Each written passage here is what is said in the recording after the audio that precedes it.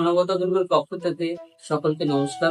আজ কথা বলবো এক অসুস্থ স্কুল ছাত্রী যে ক্যান্সার আক্রান্ত। মাত্র 13 বছর বয়সে তার ক্যান্সার ধরা পড়ে। এখন তার বয়স 14 বছর। 1 বছর ধরে তার পরিবার এই বাচ্চাটির সুস্থতা কামনায় প্রতিটা মানুষের কাছে সাহায্য চাইছে। সকলে আসুন তাদের পরিস্থিতিগুলো একটু শুনো। মেয়ের সুস্থতার কামনায় দিল্লি পড়ে আছে। একটা হোটেলে এসে কাজ নিয়েছে, তাদের খরচাপাতি চালানোর জন্য সে হোটেলে এসে কাজ করে। মা বাবা দুজনে এখান থেকে পয়সা যেমন পারে জোগাড় করে ছেলের কাছে পাঠায়, ছেলে সেই হিসাব করে মেয়ে চিকিৎসা করায়।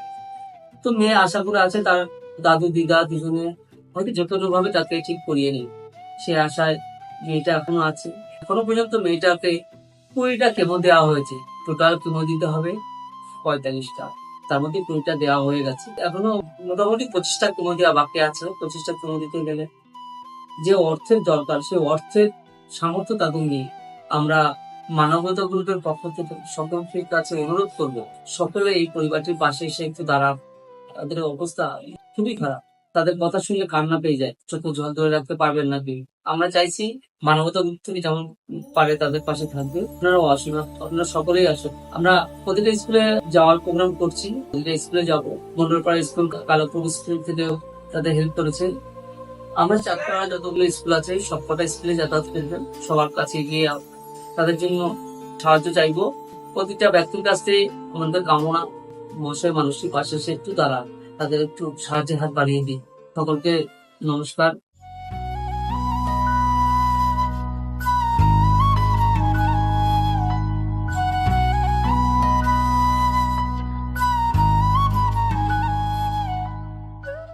বছরে ধারা পড়ছে, 14 বছর, 1 বছর ওখানে আছে আর 2 বছর থাকতে। এখন বয়স কত? এই 14 পড়ছে। 1 বছর ধরে 1 বছর বা আমি পেরে উঠছি না বা আমি এই সমিতি থেকে 6-7 লাখ টাকা তুলে দিয়েছি। দিলে বাবা সুদ কত করে টানছে। ওখানে আমি কি করি আর পয়সা পাঠাবো, আপনি পাঠাতে পারছেন না বলে ছেলে আছে এরকম কথাটা বলছেন। এই মেয়ে যে কি বলো বা, যেরকম পড়াশুনো সেই রকম ছবি আঁকানো, সেই রকম কীর্তন দলে খোল বাজায়, মানে সেই রকম গান করে, মানে একদম সব মাস্টার ছিল বা এখন একদম বেকারি হয়ে গেছে।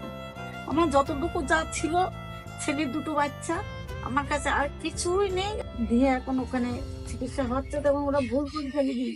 চিকিৎসাতে না, তাহলে ওরাই ভুল করেছে। আমি শুধু বলেছি সরকারি জায়গায় নিয়ে যাবি বাবা, আমি পারবো না। না, ও আচ্ছা আচ্ছা। সরকারি জায়গায় নিয়ে যাবো বাবা, আমার ক্ষমতা নেই। এখন মাঠে জমি জায়গা কিছুই তো নেই যে প্রাইভেট থেকে করে দেবো। ওরা সেই কোথায় নিয়ে গেছে, সেই ভেলো নিয়ে গেছে। পয়সা পেলে উঠছে না তো বাবা। ওরা তো 17 লাখ ওখানে চেয়েছে। এবার ওই 17 লাখ আমি কোথা থেকে জোগাড় করবো? ছেলে ওখানেই পড়ে আছে কাজকর্ম বাদ দিয়ে। হ্যাঁ, ওখানে আছে। আমাদের গ্রুপটা চাঁদপাড়ায় বলেছে তো মনে হয়। হ্যাঁ, ও ইন্দ্রনীল বাবু তো খবর পেয়েছে যে আমরা এরকম ভাবে মানুষের পাশে থাকার চেষ্টা করি, সেই সব করে আমাদের বলেছে। আর আমাদের মতন আরো কটা সংস্থা আছে চাঁদপাড়ায়, আমি তাদের সঙ্গে আলোচনা করেছি বিষয়টা নিয়ে। আমাদের পক্ষ থেকে আমরা যতটুকু পারবো আমরা 2-4 দিনের মধ্যে এসে আমি ব্যবস্থা করে দিয়ে যাবো। আর তারাও এক এক করে সবাই আসবে, ঠিক আছে? তাদের এক একজন করে আমি নাম্বার দিয়ে যাবো। মেয়ের নাম কি? চাঁদনী বিশ্বাস। আপনার নাম?